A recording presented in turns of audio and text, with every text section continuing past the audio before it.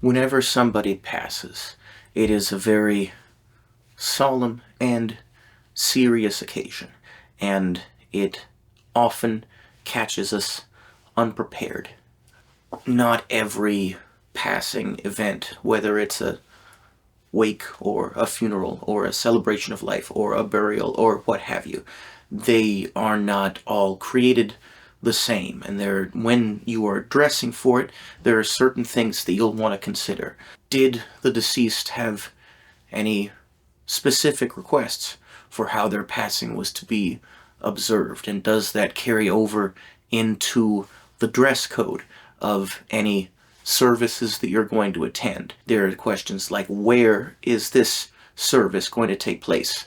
What role are you going to have in any service that you may attend? Are you just attending the service, or is your role more specific, as in, say, giving a eulogy, or perhaps being a pallbearer for a casket or something like this? We are going to look at a few different styles that we can use depending on the situation in order to behave appropriately and treat the deceased with appropriate respect.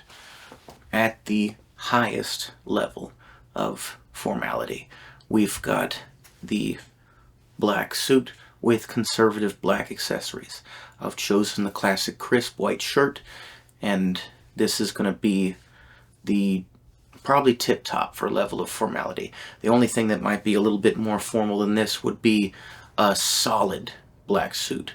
The pinstripe black suit is the one that I've got, and if that's what you have, it will serve your purposes in this case. I've chosen not to do too much flair with any of my accessories like I normally might, like you have seen me do in just about every other video that I have.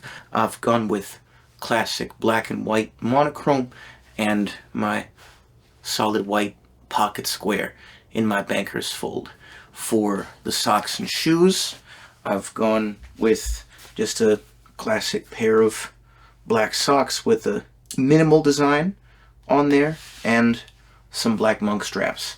I prefer monk straps over lace-ups just for myself, but a lace-up will work just as well, or maybe even better. If you do not have a black suit, or if you don't want to buy a black suit because you think you're only going to wear it for this one event and then never wear it again, or if you just don't have time to buy a black suit and get it altered, you can do just as well with a charcoal suit with darker, more somber, more toned down accessories will suffice.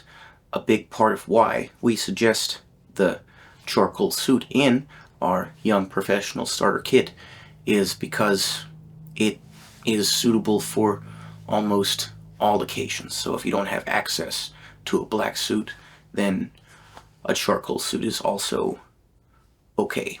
These first two outfits that you saw are at the higher levels of formality. So now we're going to take a slight step down in formality, and I'm still going to talk about this charcoal suit and one other, but in a little bit more of a dressed down way.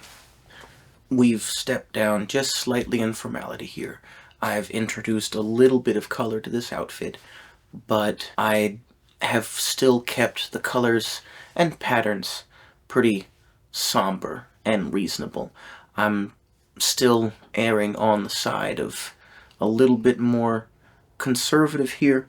I've kept the white shirt and the white square for this particular style and this particular event. A couple of other things to think about. I've chosen this suit because it fits relatively well and I can move around in it. If you're going to be performing any sort of activity during your service, say being a pallbearer or something like this, you're going to need something that you are capable of moving around in. So just keep that in mind. Now, if the charcoal suit is still not your deal. But you want to keep the level of formality relatively high, but you don't want to do charcoal or black. There is also the navy suit. I'm still following the basic rule of keeping things fairly conservative and fairly simple. With my accessories, I've allowed for a little bit of color and a little bit of self-expression, but I've kept things relatively somber and basic.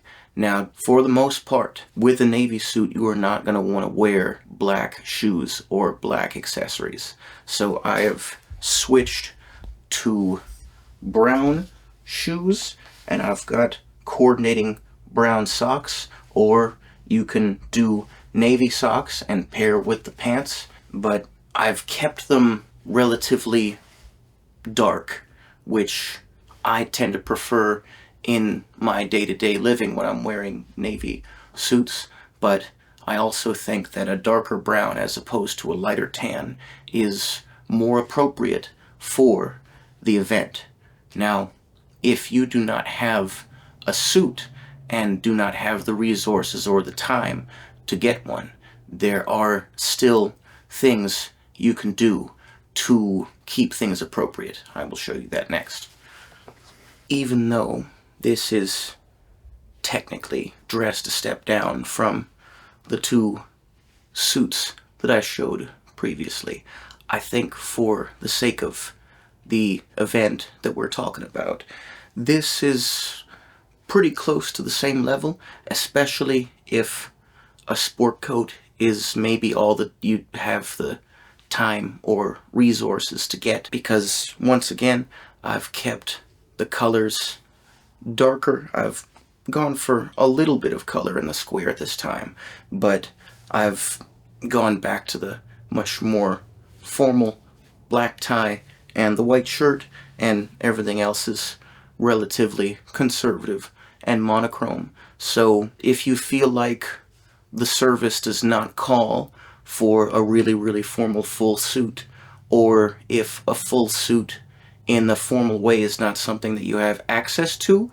then a more somber sport coat combination like this one is still gonna probably do the job. So this final level that we're gonna talk about here is more like what some people call a celebration of life, or a receiving of friends, or otherwise, or perhaps because of the wishes of the deceased, the level of formality has been much more relaxed. I've still dressed in something that I believe is appropriate. I think it still has a decent level of formality with the sport coat and tie and everything, but I have allowed my regular pieces of my aesthetic to come back in. I've brought my pin back.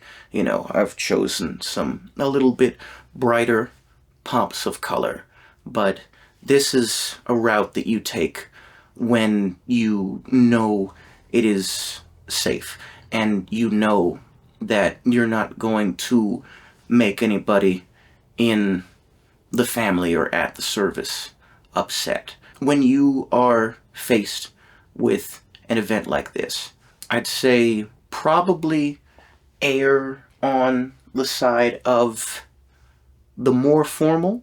If you're not sure what to wear, then lean in the more formal direction as opposed to the more playful direction. And then, of course, if you have any knowledge of the deceased's final wishes, then try to abide by those as best as you can. And I think if you stick with those two principles, then you'll be able to attend whatever service there is and feel like you have paid appropriate respect. Hopefully this video is helpful.